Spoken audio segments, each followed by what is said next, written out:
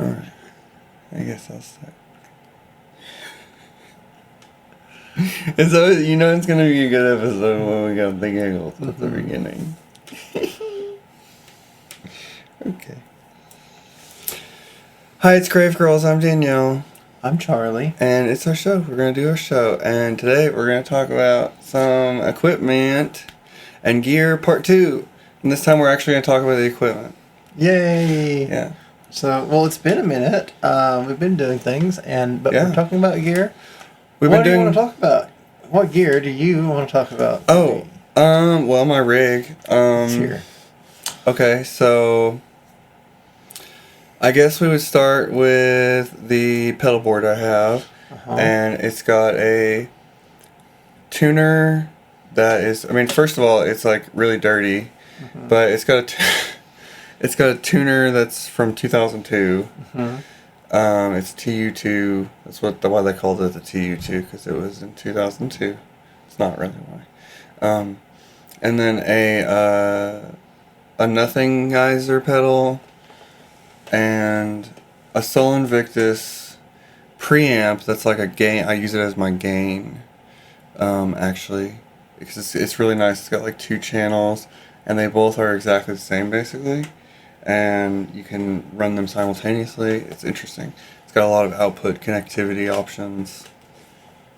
Then next up, you've got the discontinued Disaster Transport SR that I have from Earthquaker Devices, and it's a gnarly little delay pedal that just like screams at you and has multiple aggressive settings of like tape nonsense.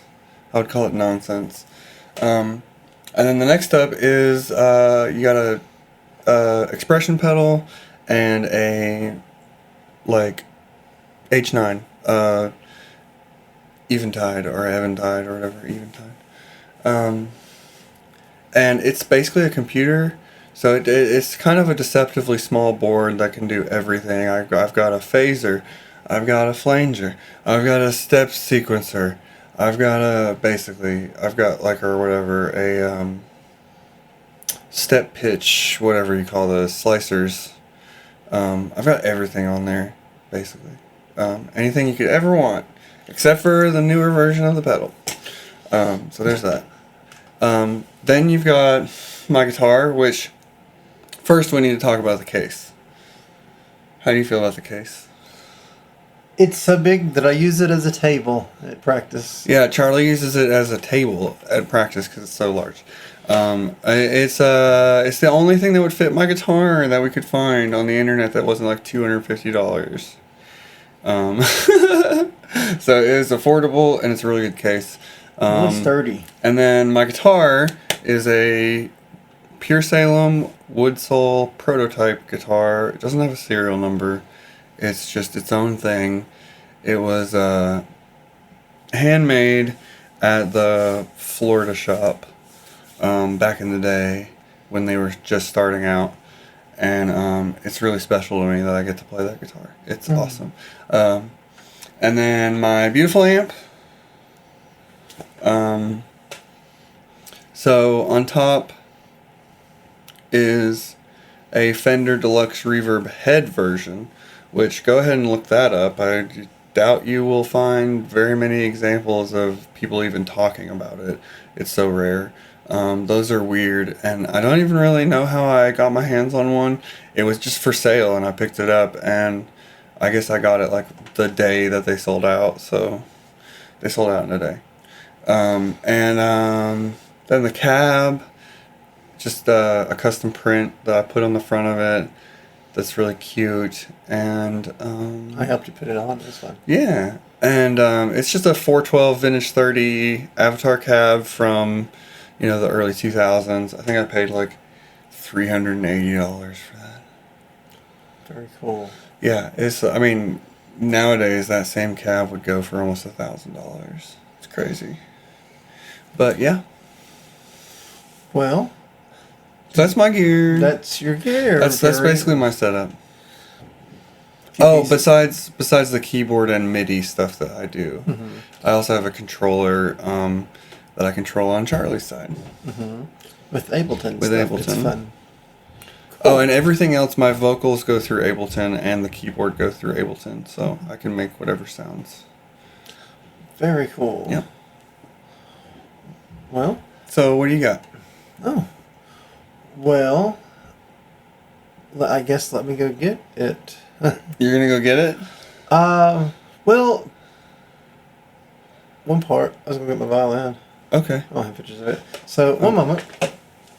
Charli's gone, she's going to get a violin so you can see it. Did you just harmonize with me on that? That was amazing. I hope the microphone heard that. Okay. So, Well, without further ado. Well, maybe some ado. A little bit of ado. Okay, so let's go over my side of the world. So, if you've ever been to one of our shows or even one of just my shows before we even met, you'll be familiar with this case. You know my case? Oh, yeah. So I really like this case. I've had it for a while, and it's the one that I put stickers on. So I just wanted to put that there. But inside the case... Ooh.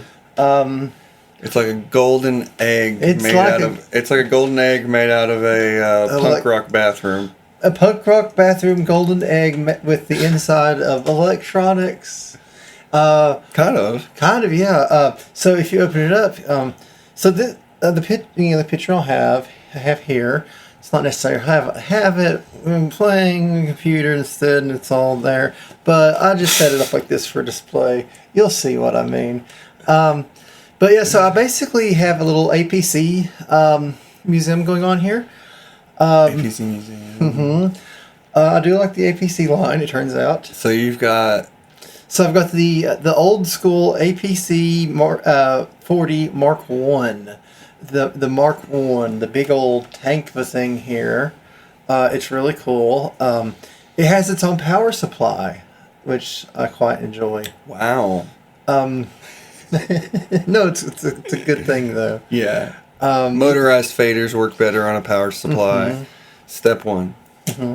Well, you've seen how iffy MIDI controllers can be. Well, they moved to the touchscreen anyway. Mm-hmm. So. But that was a selling point for sure, and it's just sturdy and I like it. Mm-hmm. And that's actually the one I use for Resolume Arena. I use it for all my visuals. It's really, really handy. It's got all these buttons, it's got all these sliders and dials and all kinds of stuff just that you need. And what else? I also have an APC Mini. So it's the same but smaller. It's got a few less sliders, but quite a few buttons. And so I have that, and I use that one for synesthesia. That's our program that we use for the sound reactivity of things. It's really so cool. Charli's blending 2 different programs together to make the visual stuff, mm-hmm. and then 2 instances of one of those programs. When we're doing just the visuals. And then Ableton as well. So mm-hmm. your computer we were talking about earlier today. Oh, yeah. Because I looked at the specs of Charli's computer, and I was like, Charli! It was a fun time. She was like, "Oh, my computer's such and such fast." I'm like, "Well, how fast do you think mine is?" And she's like, "Me." I was like, "Oh, okay. Here, look." And it's almost as fast as my desktop that I paid a lot of money for. It's my laptop that. But I built my desktop from the ground up. If you would have bought on my desktop, we priced it out as a Mac computer, and it would have been like over $10,000. Oh yeah. Which it's not what it is. It's not that. It's yeah, it's a cool one. Basically did the same, except it was a laptop version because I travel with mine more. Mm-hmm. I thought about getting a desktop, but I went with a laptop instead just for mobility's sake. Mm-hmm. But yeah, and I also have the APC 64. Yep. Yeah. I forgot Which- for a second. It's touchpad. It's got touch sensitivity pads. Fun little one here. And that's the... if I'm not using Ableton and we're just doing visuals for like an EDM show, I use that one for my second copy of Synesthesia. Otherwise, we use it for Ableton, and it's really cool. Wow. What else? Oh, and there's one more thing. Mine's a lot easier to move around. I don't have any... Well, I have just... Without further ado. With no more ados. None at all. So this is my violin, and Ooh. it's a Yamaha YEV 104. Wow. It looks like some cool space situation. What? Space violin. Space knob. Yeah. And it's an electric violin, and it's a thing that exists, Space it turns knob, out. because all violin players are snobs. Oh, I see. Called out. Sorry, violin players. I mean... Well, I mean, all guitar players are alcoholics. All violin players are snobs. We all know this. Well, I mean... You know. I don't consider myself a guitar player, if that's what you're asking. I don't know. I really like my violin, and it's fine. I can. What is the Quigley reference? I can play. Never had no use for one or something. I said I never had no use for one. Don't mean I can't use them. Yeah, facts. Something like That's that. how I feel about guitar. Well, I am absolutely delighted to have a violin again. It's a long story. Whoop. Hey, no. Break that guitar. Oh, shit, baby. Oh, shit, baby. Trying to break stuff. Trying to break stuff. Let's...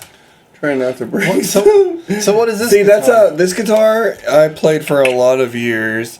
This is a Gibson custom shop thin line. Wow. Look how thin that is. Weirdo guitar. It was a 2014 Labor of Love special model that they released.